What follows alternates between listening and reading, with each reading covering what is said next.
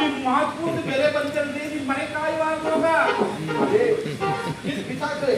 ಅಲ್ರಿ ರಾಯಣ್ಣನ ಪ್ರತಾಪನ ಕೇಳೋದ್ರ ರಾಯಣ್ಣನ ಪ್ರತಾಪನ ನಿಮ್ ಹತ್ರ ಕೇಳ್ಬೇಕ ನಾನು?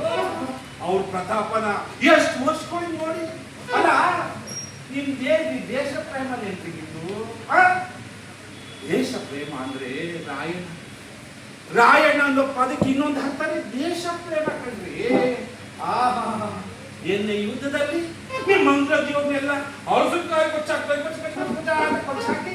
ಹಳ್ಳಿಯಾಳ ಸಂಪಂಗಾವಿ ಇದನ್ನೆಲ್ಲ ಕೈ ವರ್ಷ ಮಾಡ್ಕೊಳ್ತದೆ. ಗೊತ್ತೇನ್ರಿ ನಿಮ್ ಮನೆ ಕಾಯುವಾಗ ಹೋಗ ಸುಮ್ಮನೆ ಸಾಕು. ಅವ್ನ ಅಷ್ಟು ಗೊತ್ತಿಲ್ಲ. ಅವ್ನು ಎಲ್ಲಿ ತನಕ ಪಡಿತಾದ್ರು ಕುಡೀಲಿ, ಕೈಗೆ ಸಿಗ್ಬೇಕು. ಯಾವ ಕೈಗೆ? ನಮ್ಮ ಕೈಗೋ? ನನ್ ಕೈಗಲ್ಲ ರೀ, ನಮ್ಮ ಅಂಗ್ರೇಜಿಬ್ರು ಕೈಗೆ. ನಾನ ನೋಡಿ ಏನ್ ಬುದ್ಧಿರಿ ನಿಂತು ಅಲ್ರಿ. ಆ ದೇವರು ಇಷ್ಟು ವರ್ಷ ನನ್ನ ಬದುಕಿದ್ದು ಇದೇ ಕಾರಣಕ್ಕೆ ಅಲ್ಲ ರೀ. ನಿಂಗನ್ ನೋಡ್ರೆ ಪಾಪ ಆ ರಾಯಣ್ಣಗೆ ಸಹಾಯ ಮಾಡಿದ್ರೆ ಬೇಡ ರೀ. ಅವ್ರಿಗೆ ಯಾಕೆ ದ್ರೋಹ ಬಗಿದ್ರ? ನಿಮ್ ಮನೆ ಕಾಯುವಾಗ ಹೋಗ.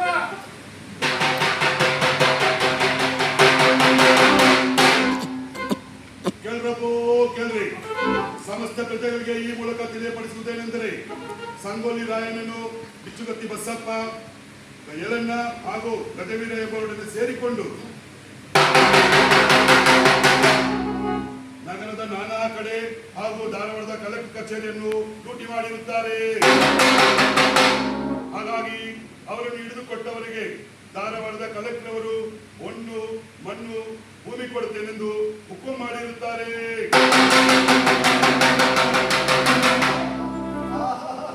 ಪರಮಾತ್ಮ ಇದ್ರಿಂದ ಗೊತ್ತಾಯ್ತಪ್ಪ ನೀನಿದ್ಯಾ ಅಂತ. ಇವತ್ತು ಸಂಜೆನೆ 2 ಜೋಡಿ ಕಾಯಿ ಒಡಗ್ಬಿಡ್ತೀನಿ ದೇವರಿಗೆ. ಸಾಕ 2 ಜೋಡಿ ಕೈ ಸಾಕ? 4 ಕೊಡಿಸ್ಬಿಟ್ಟು ಇನ್ನೂ ಖುಷಿ ಆಗ್ಬೋದಲ್ಲ. ಸುಮ್ಮನೆ ಸಾಕು. ನಾವು ಯಾರನ್ನ ಹುಡುಕ್ತಾ ಇದೀವೋ ಅವರೇ ನಮ್ಮ ಹತ್ರ ಬರಂಗಾಯ್ತು.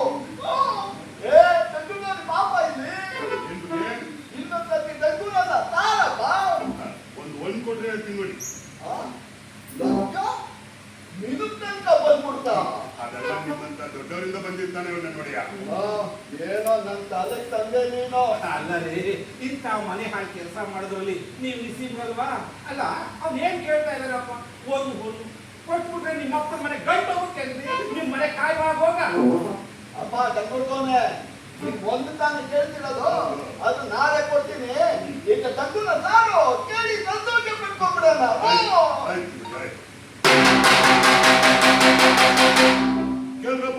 ಕೇಳ್ರಿ, ಸಮಸ್ತ ಪ್ರಜೆಗಳಿಗೆ ಈ ಮೂಲಕ ತಿಳಿಯಪಡಿಸುವುದೇನೆಂದರೆ ಸಂಗೊಳ್ಳಿ ರಾಯಣ್ಣನು, ಬಿಚ್ಚುಗತ್ತಿ ಬಸಪ್ಪ ಹಾಗೂ ಯಲನ್ನ ಗಜವೀರನೊಬ್ಬಳೆ ಸೇರಿಕೊಂಡು ನಗರದ ನಾನಾ ಕಡೆ ಹಾಗೂ ಧಾರವಾಡದ ಕಲೆಕ್ಟರ್ ಕಚೇರಿಯನ್ನು ಲೂಟಿ ಮಾಡಿರುತ್ತಾರೆ. ಅವರನ್ನು ಹಿಡಿದುಕೊಟ್ಟವರಿಗೆ ಧಾರವಾಡದ ಕಲೆಕ್ಟರ್ ಅವರು ಹೊನ್ನು ಮಣ್ಣು ಭೂಮಿ ಕೊಡುತ್ತೇನೆಂದು ಹುಕುಂ ಮಾಡಿರುತ್ತಾರೆ.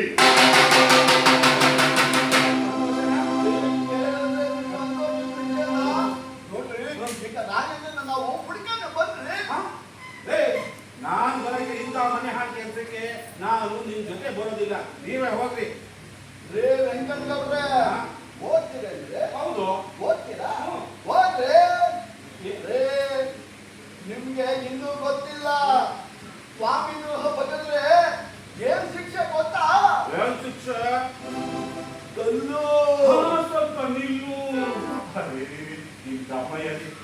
ನಾನು ಬಿಟ್ಬಿಡ್ರಿ, ಈ ಕೆಲಸಕ್ಕೆ ನಾನು ಎಳಿಬೇಡ್ರಿ. ನೋಡ್ರಿ, ಅಷ್ಟೇ ಅಲ್ಲ, ರಾಯಣ್ಣನ್ಗೆ ಸಹಾಯ ಮಾಡ್ತಿದ್ದಾರೆ ಅಂತ ಹೇಳ್ತೀನಿ.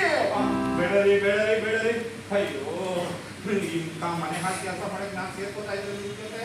ನಾನು ಏನ್ ಮಾಡ್ಲಿ? ಆಯ್ತಾಯ್ತು ನೀವಿಲ್ಲ ಅಂತ ಅಂದ್ರೆ ನಾನು ಇಲ್ಲ ಅಂತ ಹೇಳಕ್ಕಾಗಲ್ಲ. ನಿಮ್ ಪುತ್ರ ಕೊಡ್ಲೇಬೇಕು.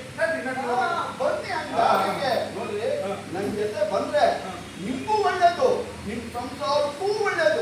ಬನ್ನಿ ಹೋಗೋಣ. ಏನು? ರಾಯಣ್ಣನ ದ್ರೋಹ ಮಾಡಿದ್ರೆ ನನಗೂ ಒಳ್ಳೇದು, ನನ್ನ ಸಂಸಾರಕ್ಕೂ ಒಳ್ಳೇದ? ಅದು ಯಾವಂತ ಹೇಳಿದವನು? ಅವನು ದ್ರೋಹ ಮಾಡಿ ಉದ್ದಾರ ಉಂಟೇನ್ರಿ? ಹೋಗೋಣ. ಬಂದ ಸಾಕು.